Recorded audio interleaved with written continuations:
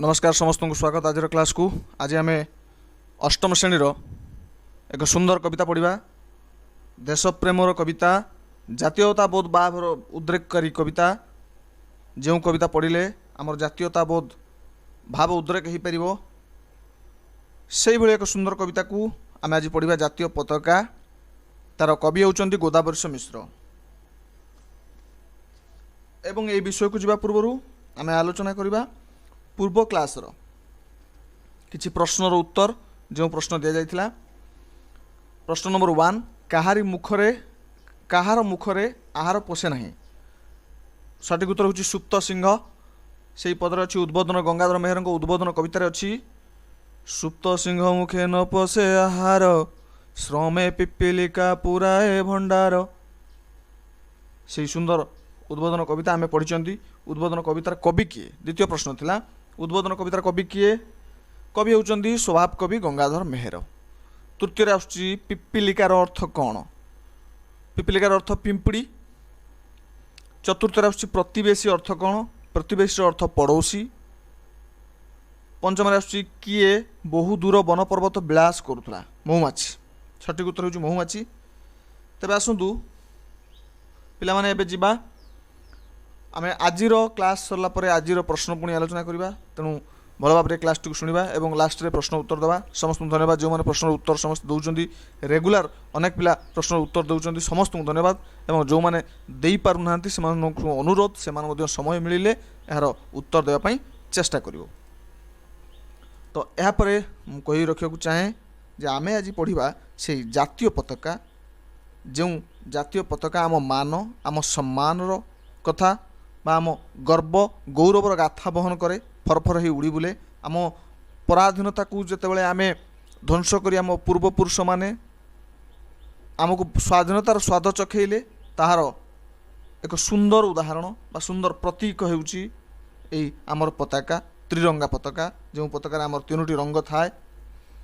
जे शांतिर कथा कहे, जे मैत्रीर कथा कहे, जे भाईचारा सृष्टि कराए, जे समस्त को गोटे रज्जुरे बांधि पारे, से कह जाए यूनिटी इन डाइवर्सिटी। विभिन्नता मध्य एकता। भारतीय परंपरा बा भारतीय संस्कृतिर मूलधार बा मूल आधार। यही मूलधार को बंधन कर रखी केवल होची आमर जातीय पताका। यही जातीय पताका को लेकिन जो कवि लिखिं गोदावर्ष मिश्र, आज आम से कविता पढ़ा। कवि परिचय: पंडित गोदावर्ष मिश्र 1886 जन्मग्रहण करते, 1956 मृत्युवरण करते। अविभक्त पुरी जिला अंतर्गत आधुनिक खोर्धा जिलार बाणपुर ग्राम जन्मग्रहण करते। से एकाधार जड़े कवि, शिक्षाविद, देशसेवक थिले। यह व्यतीत से थिले जड़े नाट्यकार, औपन्यासिक, अनुवादक। मन रखिए एगुड़ा सब। पंडित गोपबंधु दासंकर से थिले जड़े सहकर्मी, संघरे काम करती जी, सहित कर्म करती जी सहकर्मी तथा सत्यवादी वन विद्यालय शिक्षक। जो सत्यवादी वन विद्यालय एक मनीष तैयारी कारखाना थिला बोली कहा जाए, जोठू केवल सर्टिफिकेट पास आउट होता सर्टिफिकेट धरी विद्यार्थी नुहति बरं देश गठन में सहायक हो पारुथिबा सेही भली विद्यार्थी जन्मी थिले। गोपबंधुंकर कथा आम जानी, तांकर नीतिमाणी आम जानी। विशु मोर देह ए देश माटी रे, देशवासी चली जातु पिठी रे। देशर स्वराज्य पथे जेते गाढ़, पुरु पड़ी तई मोर मांस हाड़। तो यही आदर्श समादर्श अनुप्राणित होते गोदावर्ष मिश्र तांकर सहकर्मी भाव। तांकर रचना मध्य आलेखिका, किशलय, गीतायन आदि काव्य ग्रंथ से रचना करते। मुकुंद देव और पुरुषोत्तम देव नाटक रचना करते। 1817 अभागिनी आदि उपन्यास लोकप्रिय। तांकर आत्मजीवनी अर्धशताब्दीर ओडिशा ओ तहिरे मो स्थान पाई से केंद्र साहित्य अकादेमी पुरस्कार पाई। मन रखिए एटा पिलामानक पाई पिलांक काहींकी, रामायण कथा, महाभारत कथा, दक्षिण आफ्रिका, ग्रेट ब्रिटेन और मध्य अमेरिका प्रभृति पुस्तक से रचना करछन्ती। उक्त पुस्तक रे से जातीय पताका प्रति सम्मान, स्वदेश प्रेम और कविंकर सौंदर्य चेतना ये कवितार प्रतिफलित होइछि। किभଳି भाव आम जातीय पताका माध्यम आमर पूर्वसूरी मानकर, आमर पूर्वपुरुष मानकर त्यांकर त्याग, आत्म बलिदान को आम चिन्हवा, आम जाना, आम हृदयंगम करवा। से विषय सुंदर भाव एठारे से वर्णना करछंती। आमे एबे जिबा कविता को से कविता को आवृत्ति करने चेष्टा करिबा। एही जे आमर जातीय पताका उड़े फर फर पवन शुए। एही जे आमर जातीय पताका उड़े फर फर पवन शुए। जातिर ए अटे अमूल्य संपद, जातिर ए अटे अमूल्य संपद। कना छेका खंडे केवल नुहे, कना छेका खंडे केवल नुहे। यही हूँ आमर जातीय पताका, जो जातीय पताका पाई आत्म बलिदान देइथिले अनेक अनेक महारथी, अनेक अनेक वीर, अनेक अनेक देशप्रेमी महापुरुष, से आज पवन सुअरे उड़ुची। देख के सुंदर भाव पवन सुअरे उड़ुची। जो जातीय पताका आमर मान, आम सम्मान, आमर गर्व, आमर गौरव, आम जातिर टेक को बहन करी ए आकाश उड़ुची। से जातिर अमूल्य संपद अटे, सबु संपद ठारू मूल्यवान से हूँ आमर जातीय पताका। ता पाखरे कौनसी संपद मध्य मूल्यवान नुह।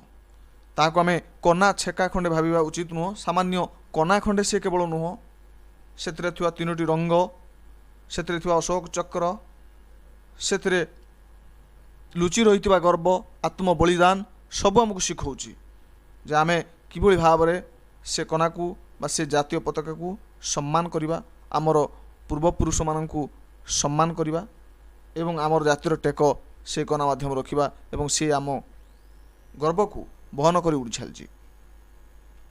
ए पताका तले 30 बरस होइछंती जाति सैने रुंड।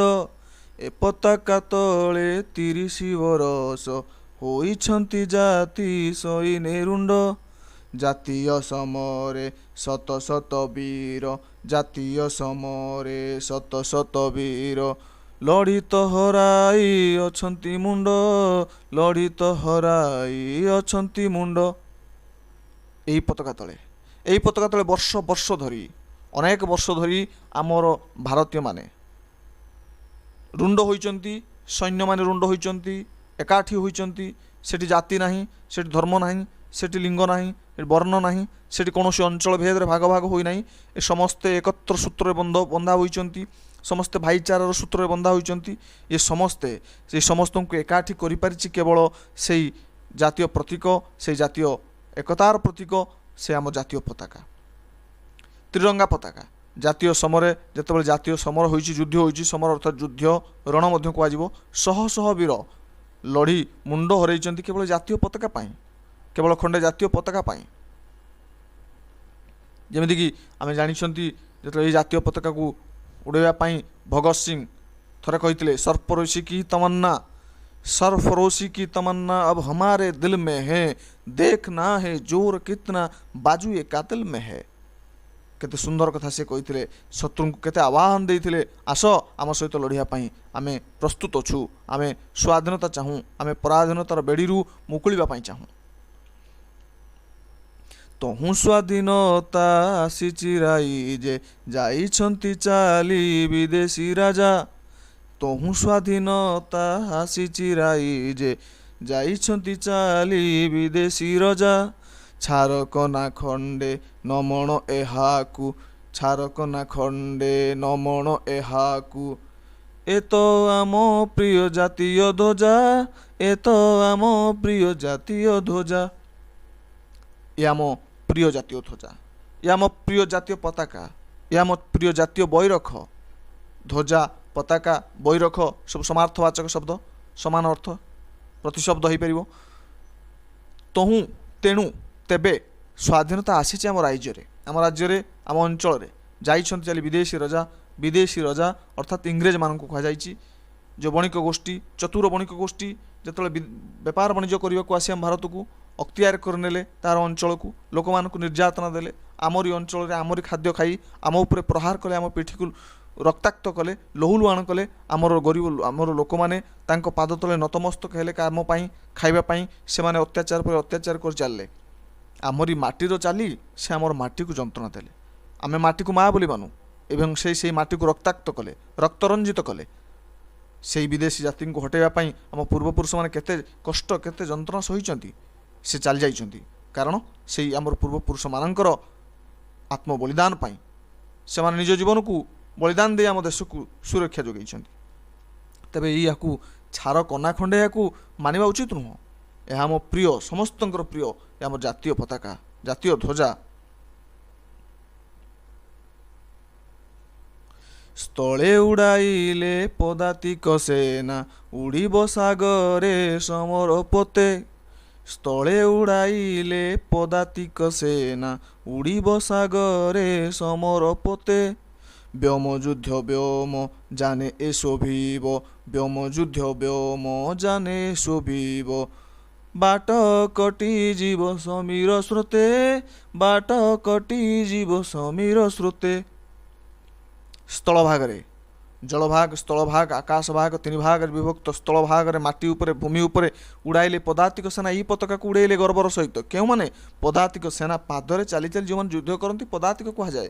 ଆମର ବିଏସ୍ଏଫ୍, ଆମର ଆର୍ମି ଆମେ କହିପାରିବା। ବର୍ତ୍ତମାନ ପୂର୍ବ କାଳରେ, ପୂର୍ବ ସମୟରେ, ରାଜାମାନଙ୍କ ସମୟରେ, ରାଜରାଜୁଡ଼ା ସମୟରେ ଯେତେବେଳେ ଯୁଦ୍ଧ ହେଉଥିଲା, ସେତେବେଳେ ପାଦରେ ଚାଲି ଚାଲି ଅସ୍ତ୍ର ଧରି ଯୁଦ୍ଧ କରୁଥିବା ଯୋଦ୍ଧାଙ୍କୁ ପଦାତିକ କୁହାଯାଉଥିଲା। ଅଶ୍ୱ ଉପରେ, ଘୋଡ଼ା ଉପରେ ବସି ଯୁଦ୍ଧ କରୁଥିବା ଲୋକଙ୍କୁ ଅଶ୍ୱାରୋହୀ, ଗଜ ଉପରେ ଥିବା ଲୋକଙ୍କୁ ଗଜାରୋହୀ ଇତ୍ୟାଦି କୁହାଯାଉଥିଲା। ରଥରେ ବସି ଯୁଦ୍ଧ କରୁଥିବା ରଥାରୋହୀ କୁହାଯାଉଥିଲା।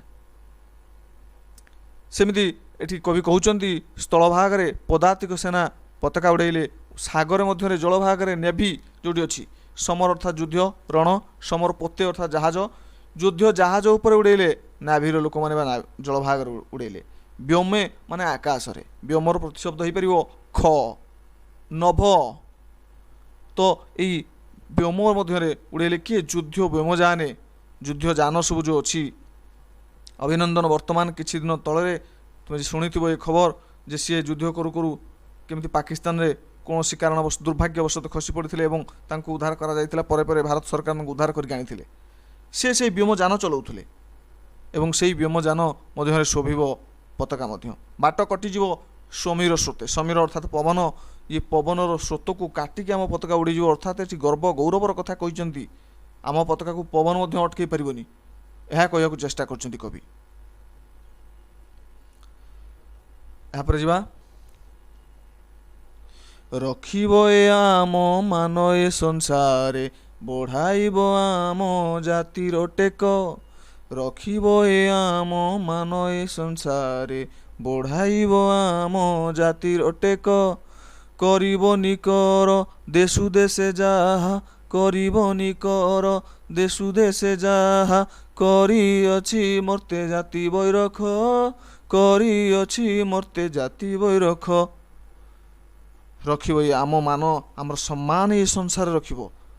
ଆଜି ତ୍ରିରଙ୍ଗା ପତାକା କହିଲେ ବିଶ୍ୱର ସମସ୍ତେ ଜାଣନ୍ତି ଏବଂ ଗର୍ବରେ ତାର ନାମ ନିଅନ୍ତି। ଭାରତବାସୀ ବୋଲି କୁହନ୍ତି, ଭାରତ ବୋଲି କୁହନ୍ତି, ଭାରତୀୟ ପତାକା ବୋଲି କୁହନ୍ତି। ଯଦି ଆମେ ବିଶ୍ୱର ଆଜି ଏକ ସ୍ୱତନ୍ତ୍ର ପରିଚୟ ସୃଷ୍ଟି କରିପାରିଛନ୍ତି, ତାହେଲେ ଆମ ପତାକା ମଧ୍ୟ ଆମ ପାଇଁ ଗର୍ବ ଗୌରବର କଥା। ଏଇ ଆମ ମାନ ସଂସାରରେ ରଖିବ।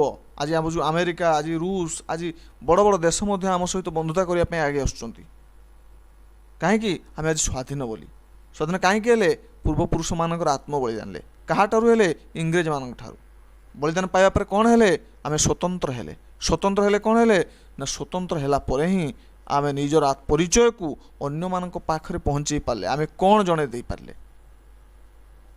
କରିବ ନିକର, ନିକର ଅର୍ଥାତ୍ ନିଶ୍ଚୟ, ନିଶ୍ଚୟ କରିବ। ଦେଶୁ ଦେଶେ ଯାହା, ଗୋଟେ ଦେଶରୁ ଅନ୍ୟ ଦେଶକୁ ନିଶ୍ଚୟ କରିବ। କରିଅଛି ମର୍ତ୍ତେ ଜାତି ବୈରଖ, ଯେଉଁଭଳି ଭାବରେ ମର୍ତ୍ତ୍ୟପୁରରେ, ଏହି ଭୂମଣ୍ଡଳରେ ଆମ ଜାତିର ବୈରଖ, ପତାକା, ବୈରଖ ଅର୍ଥ ପତାକା, ପତାକା ଯେତିକି କରିପାରିଛି ଆମ ପାଇଁ ଗର୍ବ ଗୌରବର କଥା ଆଣିପାରିଛି, ସେଇଭଳି ଭାବରେ ଦେଶରୁ ଅନ୍ୟ ଦେଶ ଯାଇ ବ୍ୟାପିଯିବ ଆମର ଗାଥା ଏହି ପତାକା ପାଇଁ। ତେଣୁ ଏ ଯେ ଆମ ଜାତିର ଦେବତା, ଜୁହାରିବା ଆଜି ଚାଲରେ ସର୍ବେ। ତେଣୁ ଏ ଯେ ଆମ ଜାତିର ଦେବତା, ଜୁହାରିବା ଆଜି ଚାଲରେ ସର୍ବେ। ଯେତେ ଫର ଫର ଉଡ଼ିବ ଏ ସତେ, ଯେତେ ଫର ଫର ଉଡ଼ିବ ଏ ସତେ। ହୃଦୟ ଆମର ନାଚିବ ଗର୍ବେ, ହୃଦୟ ଆମର ନାଚିବ ଗର୍ବେ। ତେଣୁ ଇଏ ହେଉଛି ଆମର ଜାତିର ଦେବତା। ଏଠି ଈଶ୍ୱର ନାହାନ୍ତି, ଏଠି କୌଣସି ରାମ ନାହାନ୍ତି, ଏଠି କୌଣସି ମହମ୍ମଦ ନାହାନ୍ତି, କୌଣସି ଆଲ୍ଲା ନାହାନ୍ତି, ଏଠି କୌଣସି ଜେସସ୍ ନାହାନ୍ତି, ଏଠି କୌଣସି ବୁଦ୍ଧ ନାହାନ୍ତି, ଏଠି ଜିନ ନାହାନ୍ତି, ଏଠି କବୀର ନାହାନ୍ତି। ଏ ସବୁ ଧର୍ମକୁ ମିଶେଇକି ଆମର ଗୋଟିଏ ଧର୍ମ, ଆମେ ହେଉଛନ୍ତି ମାନବ ଧର୍ମ। ଆମେ ଗୋଟିଏ ଜାତି, ଆମେ ହେଉଛନ୍ତି ମନୁଷ୍ୟ ଜାତି ବା ଭାରତୀୟ। ଆମେ ଭାରତ ଜାତି, ଭାରତୀୟ ନ୍ୟାସନାଲିଟି ଆମର ଇଣ୍ଡିଆନ୍, ଆମେ ଭାରତୀୟ। ଆମେ ସମସ୍ତେ ଗୋଟିଏ ପରିବାରର ଲୋକ, ବସୁଧୈବ କୁଟୁମ୍ବକମ୍। ଆମେ ସମସ୍ତେ ଗୋଟିଏ ପରିବାରର କୁଟୁମ୍ବ ଭଳି, ଆମେ ପରିବାର ଭଳି। ତେଣୁ ଆମେ ସମସ୍ତଙ୍କ ଭିତରେ ଗୋଟିଏ ଦେବତା ଅଛନ୍ତି, ସେ ଦେବତା ହେଉଛନ୍ତି ଏଇ ପତାକା, এই জাতীয় পতাকা। ଆମେ ତାକୁ ସମ୍ମାନ କରିବା ଉଚିତ, ତାଙ୍କୁ ଭକ୍ତି କରିବା ଉଚିତ, ତାଙ୍କ ପାଦ ତଳେ ମଥାନତ କରିବା ଉଚିତ ଏବଂ ତାକୁ କେବେ ହେଲେ ନଇଁବା ପାଇଁ ଦେବା ଉଚିତ ନୁହଁ। ପତାକାକୁ କେବେ ହେଲେ ବାଙ୍କିବା ପାଇଁ, ନଇଁବା ପାଇଁ ଦେବା ଉଚିତ ନୁହଁ। ତା ସ୍ଥାନ ସବୁବେଳେ ଉପରେ, ଶୀର୍ଷରେ, ଊର୍ଦ୍ଧ୍ୱରେ। ଯେତେ ଫରଫର ହେଇକି ଉଡ଼ିବ, ଆମ ହୃଦୟ ସେତେ ନାଚି ଉଠିବ, କାରଣ ଗର୍ବରେ। ଧନ୍ୟବାଦ। ଏଇ ଥିଲା ଆଜିର କବିତାଟି, ତାର ବ୍ୟାଖ୍ୟା। ଆଶା କରୁଛି ସମସ୍ତଙ୍କୁ ଭଲ ଲାଗିଥିବ। ତେବେ ଯଦି ସମସ୍ତଙ୍କୁ ଭଲ ଲାଗୁଛି ତାହେଲେ ଲାଇକ୍ କରିବା ଉଚିତ, ଯଦି ଭଲ ଲାଗୁନାହିଁ ତାହେଲେ ଡିସଲାଇକ୍ କରିପାରିବେ। ଏବଂ ଏହା ସହିତ ମୁଁ କହି ରଖିବି, ଯଦି କିଛି ବୁଝିବା ପାଇଁ ଚାହିଁବ ବା କିଛି କମେଣ୍ଟ ଦେବ, ମତାମତ ଦେବ, ଇନବକ୍ସରେ ଦେଇପାରିବ ଏବଂ ଏହାକୁ ସେୟାର କର ଅତି ମାତ୍ରାରେ, ଅନେକ ପିଲାମାନଙ୍କ ପାଖରେ ପହଞ୍ଚୁ। ସମସ୍ତେ ନିଜ ନିଜ ସ୍କୁଲର ସାଙ୍ଗସାଥିମାନଙ୍କ ପାଖରେ ପହଞ୍ଚିବା ଦରକାର, କାରଣ ଶିକ୍ଷା ଯେତେ ବ୍ୟାପକ ହେବ ବା ସମସ୍ତଙ୍କ ପାଖରେ ପହଞ୍ଚିବ ତାହା ସାର୍ଥକ ହେବ। ଶିକ୍ଷା କେବେ ବନ୍ଦ ହେଇକି ବା ଅଟକିକି ରହିପାରିବ ନାହିଁ। ଶିକ୍ଷା ଏକ ସ୍ରୋତ ଭଳି, ପବନ ଭଳି, ସିଏ ବହିଯିବ ସମସ୍ତଙ୍କ ପାଖରେ। ଧନୀ ଗରିବ, ଉଚ୍ଚ ନିଚ କାହା ପାଖରେ ସେ ଭେଦଭାବ ରଖେ ନାହିଁ ଶିକ୍ଷା। ତେଣୁ ଶିକ୍ଷାକୁ ଅନ୍ୟ ପାଖରେ ପହଞ୍ଚାଇବାରେ ସାହାଯ୍ୟ କରି ଆଉ ଏକ ପୁଣ୍ୟ କାମ କରନ୍ତୁ। ତାପରେ ଆମେ ଯିବା ପ୍ରଶ୍ନ ଭିତରେ ରହିଛି, ଆମେ ଆଜିର ପ୍ରଶ୍ନ ଭିତରେ ପ୍ରଥମେ କିଏ ଡିଜାଇନ୍ କରିଥିଲେ ଜାତୀୟ ପତାକା? ପ୍ରଥମେ ଜାତୀୟ ପତାକା, ଯେଉଁ ତିରଙ୍ଗା ପତାକାକୁ ଜଣେ ଡିଜାଇନ୍ କରିଥିଲେ ବା ପ୍ରସ୍ତୁତ କରି ଆଣିକି ଦେଖାଇଥିଲେ ଗାନ୍ଧିଜୀଙ୍କୁ, ଏବଂ ତାଙ୍କ ନାମ କ'ଣ? ଦ୍ୱିତୀୟ, ଜାତୀୟ ପତାକାର ଆକାର କେତେ? ଜାତୀୟ ପତାକା ଆମେ ଯେଉଁ ବ୍ୟବହାର କରୁଛନ୍ତି, ମନ ଇଚ୍ଛା ଆମେ କରିଦେଇପାରିବା ନାହିଁ, ତାର ଗୋଟେ ନିର୍ଦ୍ଦିଷ୍ଟ ଆକାର ଅଛି। ତ ସେଇ ଫ୍ଲାଗ୍ କୋଡ଼୍ରେ ଲେଖାଯାଇଛି, ସେଇ କୋଡ଼୍ ଅନୁଯାୟୀ ତାର ଆକାର କେତେ ହେବା ଉଚିତ? 3ରେ ଜାତୀୟ ସଙ୍ଗୀତ କିଏ ଲେଖିଥିଲେ? ଆମର ଜାତୀୟ ସଙ୍ଗୀତ ଯେଉଁ ଗାନ ହେଉଛି ତାକୁ କିଏ ଲେଖିଥିଲେ? ଚତୁର୍ଥ, ଆମର ଜାତୀୟ ସଙ୍ଗୀତ ଲେଖିଥିବା ଲେଖକ ବା କବି ସେ ଆଉ ଅନ୍ୟ କେଉଁ ଦେଶର ଜାତୀୟ ସଙ୍ଗୀତ ମଧ୍ୟ ରଚନା କରୁଛନ୍ତି? ଏହା ଆମ ଗୋଟେ ଗର୍ବର କଥା ଆମ ପାଇଁ। 2ଟି ଦେଶର ଜାତୀୟ ସଙ୍ଗୀତ ରଚନା କରାଯାଇଛି, ସେ ଆମ ଭାରତୀୟ। କିଏ ସିଏ? ପଞ୍ଚମରେ, ଏବେ ନିକଟତରେ ଓଡ଼ିଶା ସରକାର ଓଡ଼ିଶାର ରାଜ୍ୟ ସଙ୍ଗୀତ ଭାବେ ମାନ୍ୟତା ପ୍ରଦାନ କଲେ ବନ୍ଦେ ଉତ୍କଳ ଜନନୀକୁ। ଯେଉଁ ବନ୍ଦେ ଉତ୍କଳ ଜନନୀକୁ ଲେଖିଥିଲେ ଡେସ୍, କିଏ? ତୁମମାନଙ୍କୁ କହିବାକୁ ହେବ ସେ ବ୍ୟକ୍ତି ଜଣକ କିଏ, ମହାନ ଲୋକ ଜଣକ କିଏ? ଏବଂ ଏହାର ଉତ୍ତର ସମସ୍ତେ କହିବାକୁ ଚେଷ୍ଟା କରିବ, ନହେଲେ ମଧ୍ୟ ମୁଁ କହିଦେଇପାରିବି। ଧନ୍ୟବାଦ ସମସ୍ତଙ୍କୁ। ଆମେ ପୁଣି ଆଉ ଥରେ ନୂଆ କ୍ଲାସ୍ରେ ଦେଖା ହେବା ଆଉ ଏକ ନୂଆ ବିଷୟ ସହ।